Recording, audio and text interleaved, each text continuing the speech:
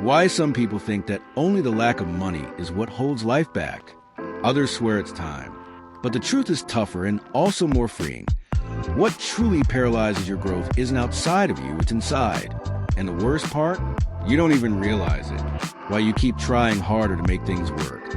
God is just waiting for a repositioning in your heart to release what's been held back for years.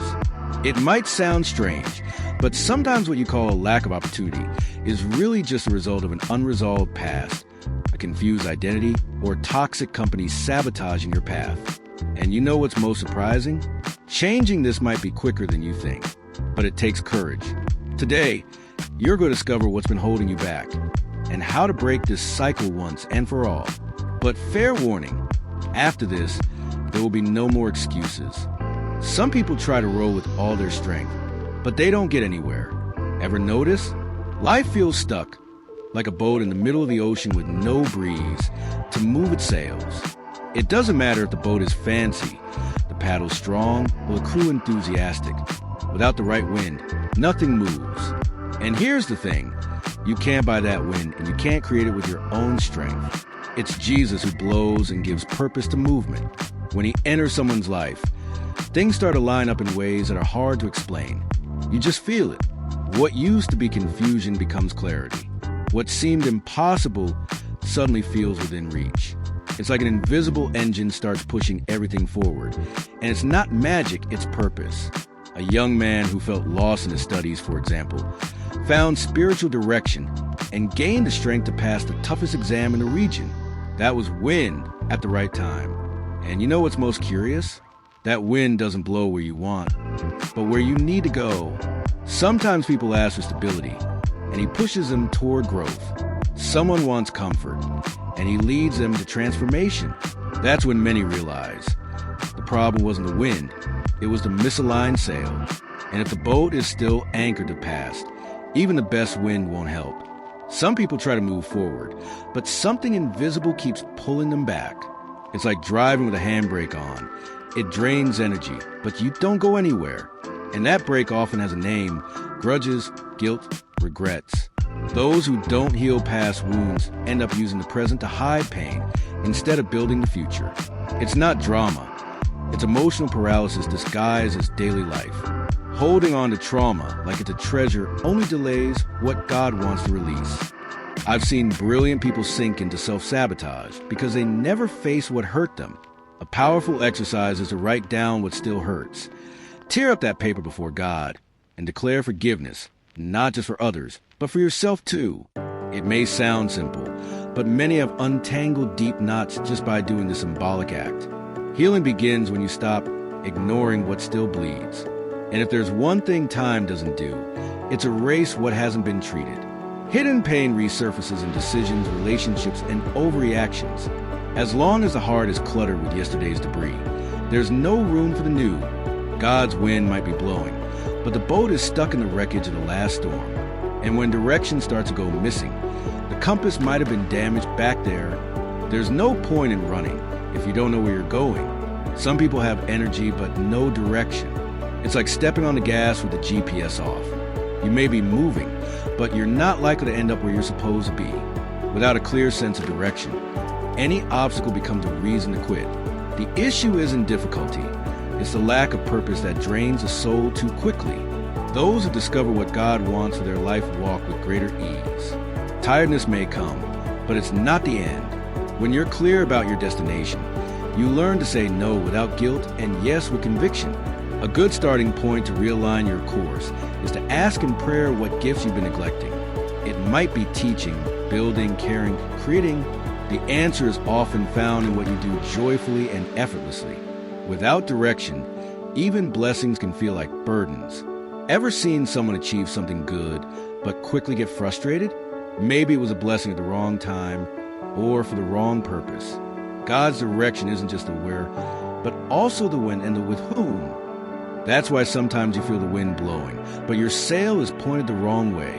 And if your heart still doesn't know who it truly is, it's hard to recognize where it should go. Those who don't know who they are end up trying to fit in anywhere, and that's exhausting. People who change their opinions just to please, who silence their convictions to be accepted. in the end, it only leads to emptiness.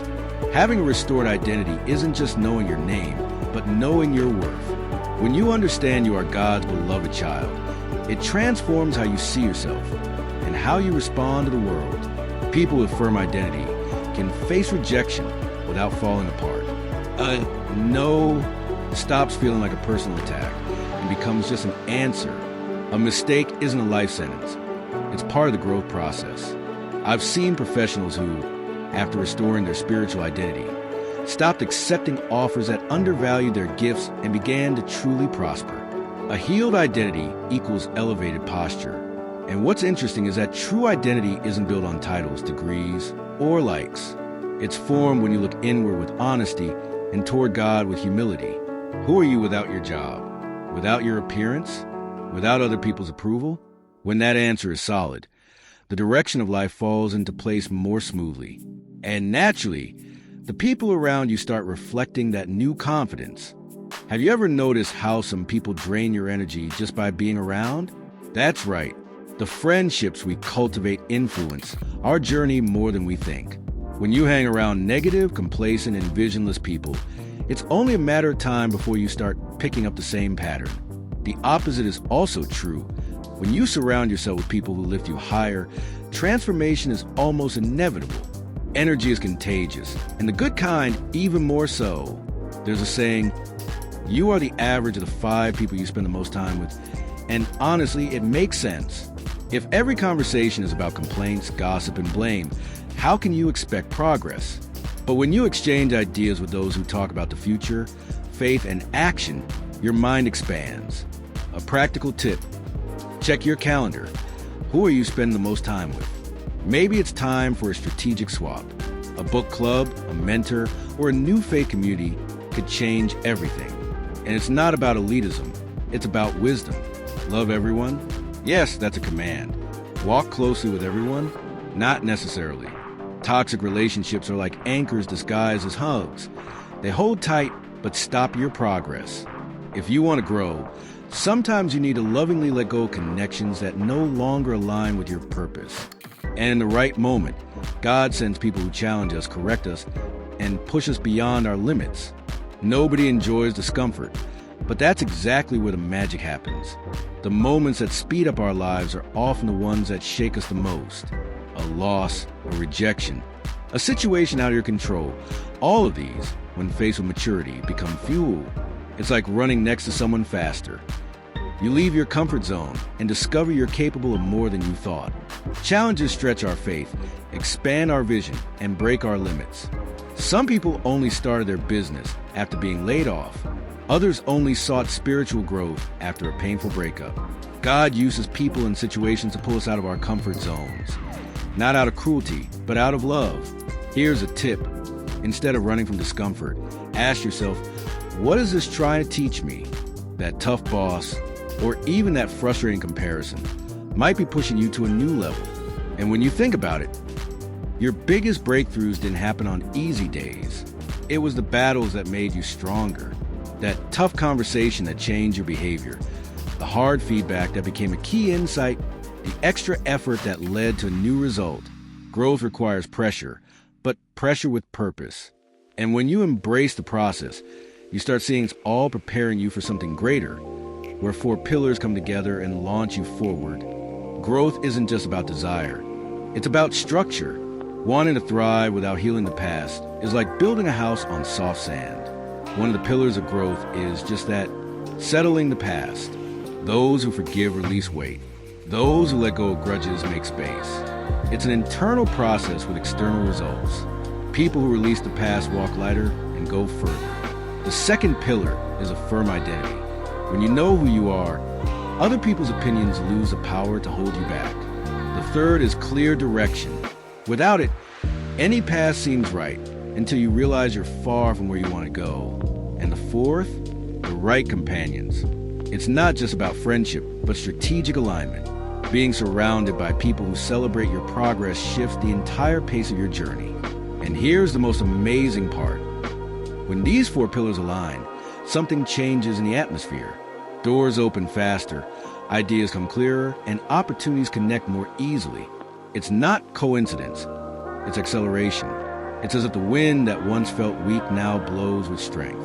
And when you begin walking at that pace, there's no going back to what you were. The next step is learning how to maintain this new speed without losing your way. Now that you've understood what's really been holding your growth back, here's a straight question. What are you going to do about it? Will you keep repeating the same excuses? Or will you choose to break this cycle of stagnation? Deep down, you already know you deserve real progress. Not just the kind that sounds good in theory, but the one that transforms your days, your mind, and your faith. So, which of these areas do you feel you need to align urgently? Your past, your identity, your direction, or your relationships? Drop a comment below and tell me which one hit you the hardest today. Yes, write it out. That's already a commitment to your transformation. And if this video spoke to you, make sure to subscribe, hit the notification bell, and share it with someone who needs to hear this truth too. Because transformation starts with decision, and yours can start now.